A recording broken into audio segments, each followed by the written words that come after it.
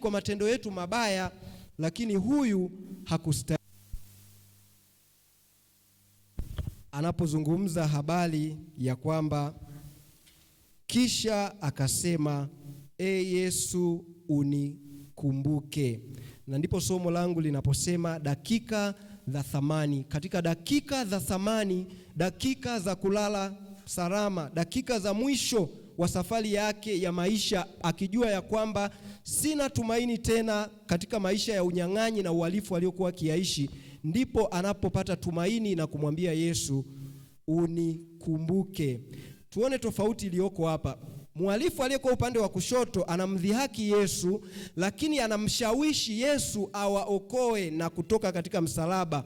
Anasema hivi, ukipanda maelezo ya juu katika sura ile, anasema utuokoe na sisi. Yaani anamdhihaki Yesu, lakini anataka Yesu pia amsaidie kutoka katika msalaba aliyokuwa nao. Haujawahi kupata uzoefu katika maisha, mtu anakuambia, kama wewe tajiri, nipe hata 20 hapo nikanywe labda bia au nikafanye kitu fulani.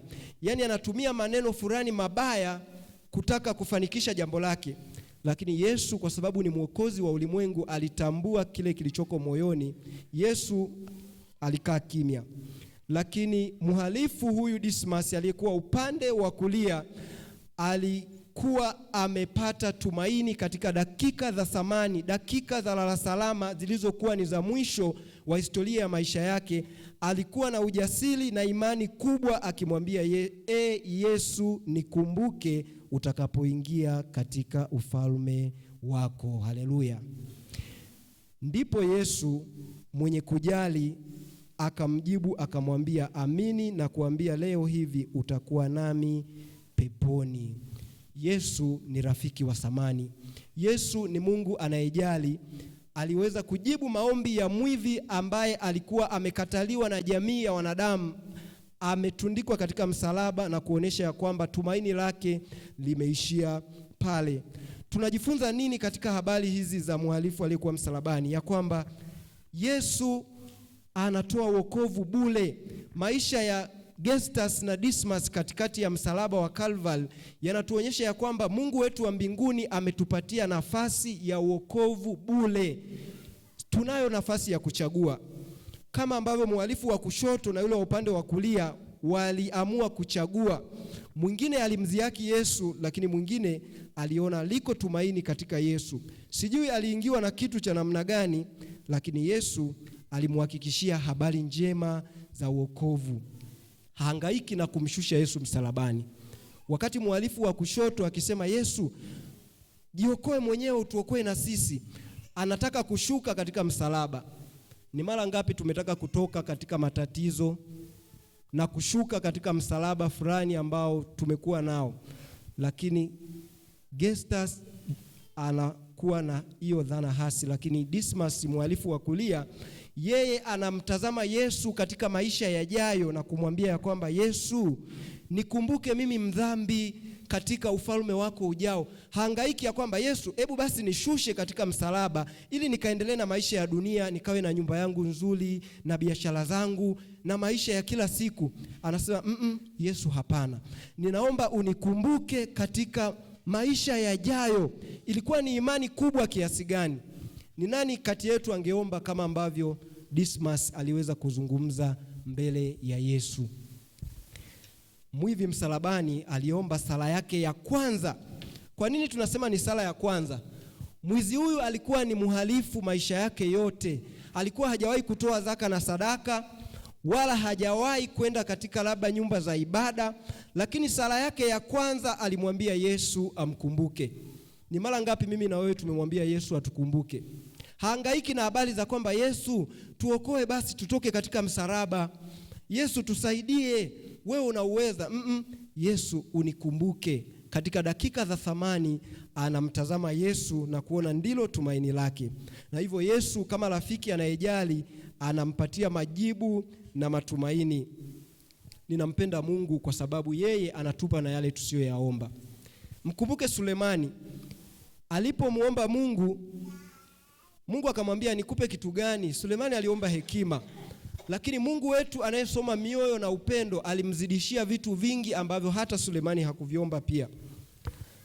Na ukitaka ugundue kama Yesu ni rafiki mwema anayejali na wa thamani, hebu mkumbuke Yusufu alipokuwa kule gerezani. Yule mnyweshaji alipokuwa akitoka alimwambia, naomba unikumbuke utakapoenda huko, upeleke habari ili nami huenda nitatoka. Lakini alifanyeje wapendwa? Alimsahau.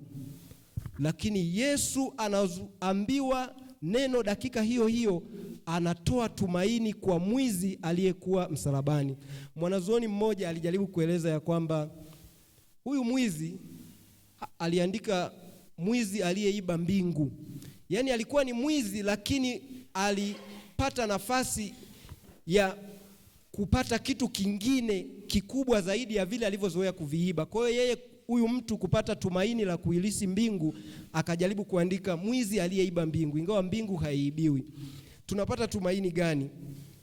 Ratiba ya Mungu sio yetu. Kusoma katika ile Isaya 55:8 anasema mawazo yake si mawazo yetu. Yawezekana wahalifu hawa walijua tumaini lao limefika mwisho. Yumkini ukawa unapitia namna fulani kama Dismas, ukawa unapitia changamoto fulani katika maisha, lakini muda wa thamani ambao Dismas aliupitia katika msalaba ule alioamini tumaini lake limefika ukomo, alipata tumaini na kupata ahadi ya maisha mapya. Hebu tuthamini muda ambao Mungu ametupatia. Nafasi ulio nayo na nilio nayo ni muda wa thamani ambao Yesu ametupatia, kama ambavyo alimpatia Dismas katika msalaba wa Calvary na kumpa ahadi ya maisha ya umilele. Yawezekana tumekuwa tunaishi, tunaamka, tunaenda katika majukumu ya kila siku, tusitambue ya kwamba ni muda wa thamani ambao Mungu ametupatia ili tutengeneze mambo ya maisha yetu. Dakika za lala salama tunapaswa kufanya kitu. Mkumbuke mtumishi wa Mungu Ayubu katika ile sura ya 42, baada ya dhoruba na misukosuko mingi, alipata nafasi ya kuwaombea rafiki zake. Na ndipo Mungu alipotoa ahadi. Katika sura ile maneno ya Mungu yanasema, Mungu aligeuza uteka wa Ayubu pale alipowaombea maadui zake. Ni mara ngapi mimi na wewe tumewaombea maadui zetu? Ukitaka ugundue Mkristo wa kweli, si vile anavyomtendea rafiki yake, bali ni vile tunavyowatendea maadui zetu. Yaani mimi uokovu wangu ama Ukristo utapatikana pale ninapomtendea yule adui. Yesu anasema waombeeni wanaowauzi, wasameeni wanaowakosea. Hapo ndipo Ukristo wetu unapopimwa. Lakini vile tunavyowatendea marafiki zetu, hiyo hapana. Yesu anasema wapendeni maadui zenu. Je, tunawapenda maadui zetu? Dakika za thamani, Dismas alipata nafasi ya kumwambia Yesu, unikumbuke, usishuke, bali nikumbuke katika maisha yajayo. Najiuliza, kama Dismas alikuwa ni mdhambi, mtu aliyezoea unyang'anyi, jambazi na asiyestahili, alipata wapi ujasiri wa kusema Yesu nikumbuke katika ufalme ujao? Mtu ambaye alikuwa ameishi maisha maovu. Ni habari gani kwangu mimi na wewe tunaosikia habari za wokovu kila siku? Katika dakika za thamani Mungu alizotupatia, katika miisho ya ulimwengu, katika muda wa ziada ambao Mungu ametupa, tunapoishi katika zama za kukaribia kufungwa na mlango wa rehema. Je, tunazitumieje saa hizi za mwisho wa karibu na kufungwa kwa historia ya ulimwengu?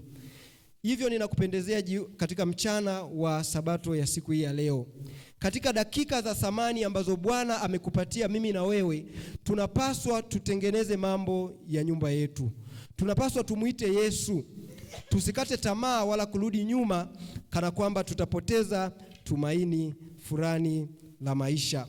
Nataka nikuambia kwamba wakati ambao unaona umekata tamaa na kuona haustahili katika maisha, ndio wakati ambao Yesu anakuita zaidi, kama ambavyo alimuita Dismas na kumpokea. Mtu aliyekuwa mnyang'anyi na kutofaa katika jamii ya kale akatundikwa katika msalaba, lakini Yesu alimpa tumaini na kumpatia ushindi. Katika dakika zake za thamani, dakika za mwisho, ingekuwa katika wale wanaofanya riadha ama mpira wa miguu, ni dakika za nyongeza mno, muda umeenda sana, amekata tamaa na tumaini Yawezekana angekuwa katika michezo ya mipira, wangesema wamefungwa 2-0 na ni dakika za nyongeza zimeongezwa, hana tumaini tena. Lakini Dismas aliweza kuona ya kwamba aseme neno fulani kwa Yesu. Yesu, nikumbuke utakapoingia katika ufalme wako. Nikumbuke Mwokozi. Na Yesu, Mungu anayejali, akampatia tumaini mtu asiyestahili. Katika sehemu zote tutakazoisoma Biblia, hakuna sehemu ambayo tutaona tumaini na wema na rehema za Mungu kama kisa cha Dismas alivyookolewa. Katika Biblia yote ni watu wachache mno waliookolewa kama Dismas alivyookolewa. Pointi yake ya mwisho hiyo tunasema ilikuwa ni dakika ya thamani mno katika maisha ya Dismas. Haijalishi alikuwa na miaka mingapi, lakini sekunde chache alizotamka maneno ya kuonesha anahitaji wokovu kutoka kwa Yesu, Yesu alimsikia. Mchana wa leo ninakupendekezea ya kwamba katika dakika zako za thamani, dakika zangu za thamani, katika sekunde yangu ya mwisho moja ambayo Mungu amenipatia, ambayo ni leo, hatuna tumaini tena la kesho. Yesu anatuita. Yesu aliyempatia wokovu Dismas katika msalaba pale aliyokuwa ametundikwa na kukosa tumaini, ananiita mimi na wewe katika maisha ya leo. Haijalishi nimetanga mbali kiasi gani,